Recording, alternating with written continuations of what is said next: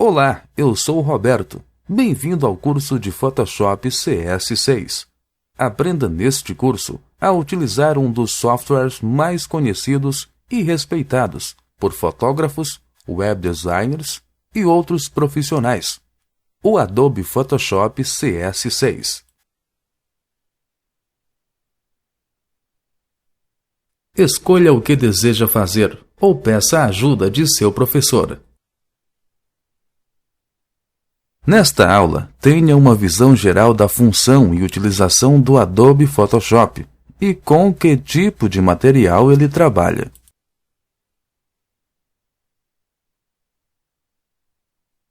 Você já notou o que é dito quando alguém resolve fazer um comentário sobre uma foto ou imagem em que foi aplicado algum efeito ou alguma alteração bem destacada? Olha essa foto, é Photoshop puro! Ou ainda, essa imagem está carregada de Photoshop. Frases como essas mostram o quanto esse software tem força no mercado hoje em dia. O Adobe Photoshop é, há muito tempo, caracterizado como referência em edição de imagens. Apesar de inicialmente ter sido concebido para edição de imagens para impressão em papel, ele evoluiu junto com as tendências e passou a dominar também a edição de imagens para o web. São muitas as possibilidades de criar, recriar, retocar ou corrigir com o Photoshop. Uma das áreas em que este programa é utilizado é na fotografia. Graças aos recursos cada vez mais profissionais, os fotógrafos não precisam mais ter aquela preocupação excessiva com luz, maquiagem e outros detalhes. Tudo isso pode ser melhorado rapidamente e com grande eficiência com a ajuda do Photoshop. Para se ter ideia do que é possível fazer tendo o conhecimento adequado da ferramenta, vamos assistir a uma propaganda de uma campanha da marca Dove. Há alguns anos, e de lá para cá, muitos recursos e ferramentas foram adicionados e melhorados no Photoshop. A empresa criou um anúncio Dove Evolution. Nele é mostrado o processo de transformação de uma modelo até chegar ao outdoor. Note o que é feito além da arrumação e maquiagem.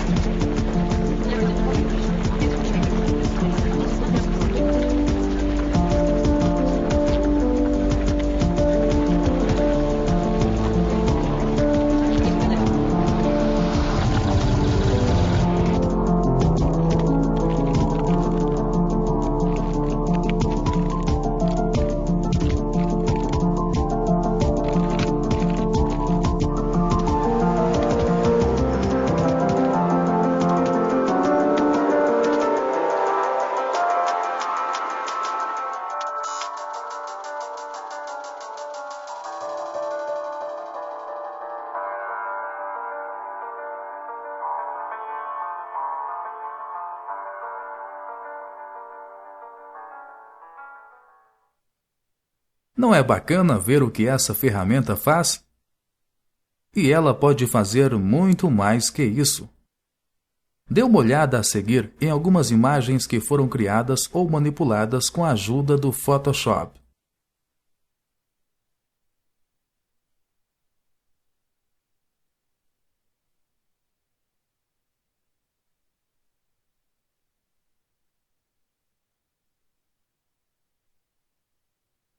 Enfim, com este software, há poucos limites para sua criatividade. Na realidade, em qualquer coisa que você pensar é possível reproduzir com ele. Mas um ponto importante para a criação de todos esses tipos de trabalho é saber com o que está trabalhando. Como assim?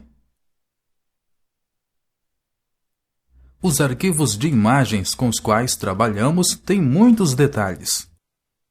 É necessário entender alguns desses detalhes antes de começar a trabalhar. O primeiro deles se refere ao tipo de imagem que iremos usar. Temos basicamente dois tipos de imagens. Imagens de bitmap, tecnicamente chamadas de imagens de varredura, usam uma grade retangular de elementos de figura, pixels, para representar imagens. Esses elementos são conhecidos como pixels. É atribuído a cada pixel um local específico e um valor de cor. Ao trabalhar com imagens de bitmap, você edita pixels em vez de objetos ou formas. Imagens de bitmap são o meio eletrônico mais comum para imagens de tons contínuos, como fotografias ou pinturas digitais, porque podem representar gradações sutis de sombras e cores com mais eficiência. As imagens de bitmap contêm um número fixo de pixels. Como resultado, elas podem perder detalhes e ter uma aparência irregular se forem redimensionadas em uma ampliação alta na tela, ou se forem impressas em uma resolução mais baixa do que aquela em que foram criadas. Veja neste exemplo como a imagem, depois de ampliada sua visualização, ficou totalmente distorcida. As imagens de bitmap podem exigir grandes quantidades de espaço de armazenamento e, geralmente, precisam ser compactadas para reduzir o tamanho dos arquivos em determinados componentes. Por exemplo, você compacta um arquivo de imagem em seu aplicativo original antes de importá-lo para um layout.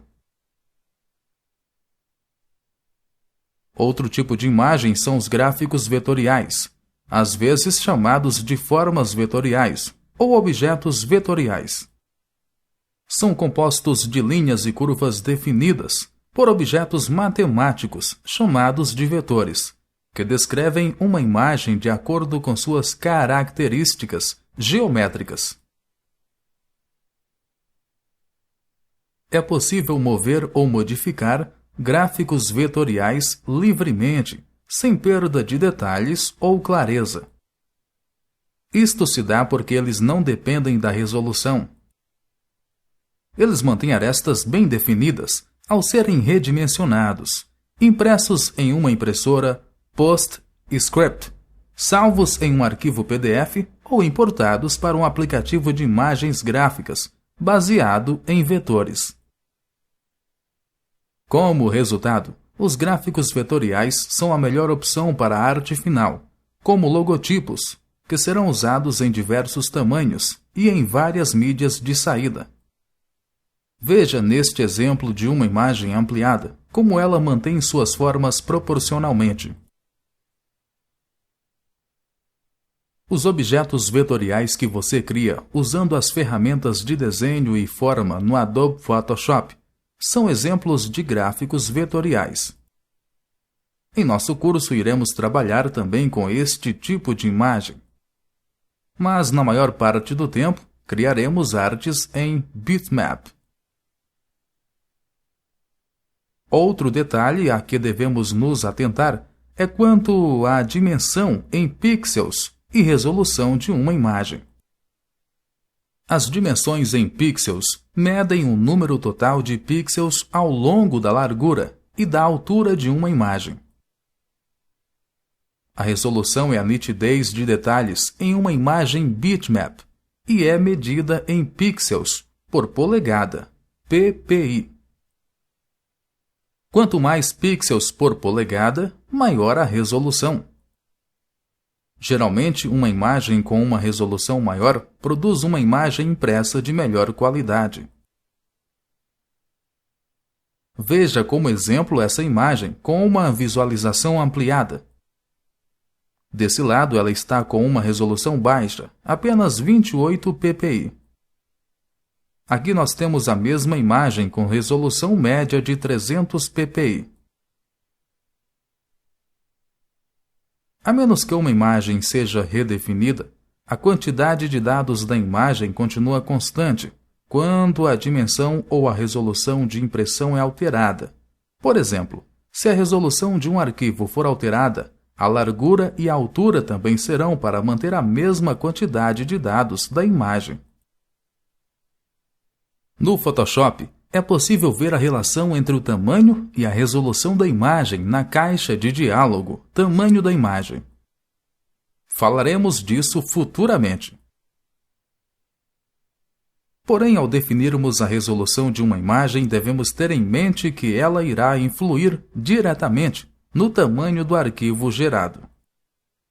E este é outro fator a que devemos nos atentar. O tamanho do arquivo de uma imagem corresponde ao tamanho digital do arquivo de imagem, medido em kilobytes, K, megabytes, MB, ou gigabytes, GB. O tamanho do arquivo é proporcional às dimensões em pixels da imagem. Imagens com um número maior de pixels podem reproduzir mais detalhes em um determinado tamanho impresso, mas exigem mais espaço em disco para armazenamento e podem ser mais lentas na edição e impressão. Consequentemente, a resolução da imagem torna-se um ajuste entre a qualidade da imagem, capturando todos os dados necessários, e o tamanho do arquivo. Outro fator que afeta o tamanho do arquivo é o formato do arquivo. Por causa da variação nos métodos de compactação utilizados pelos formatos GIF, JPEG e PNG, os tamanhos de arquivo podem variar consideravelmente para as mesmas dimensões em pixels. Há ainda outros fatores que podem influenciar, como a profundidade de bits, de cores e o número de camadas e canais existentes.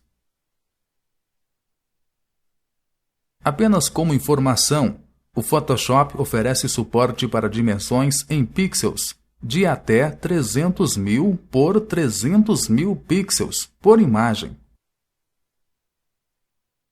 Essa restrição limita o tamanho da impressão e a resolução disponíveis para uma imagem.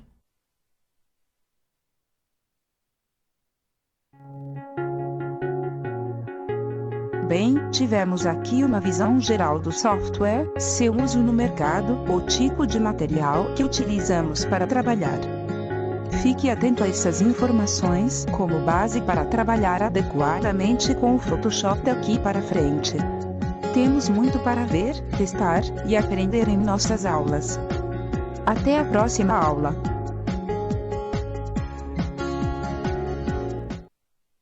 Chegamos assim ao final de mais um tópico. Se você tiver alguma dúvida, reveja o tópico ou solicite a ajuda de seu professor. Clique no botão Próximo Tópico para dar sequência em sua aula.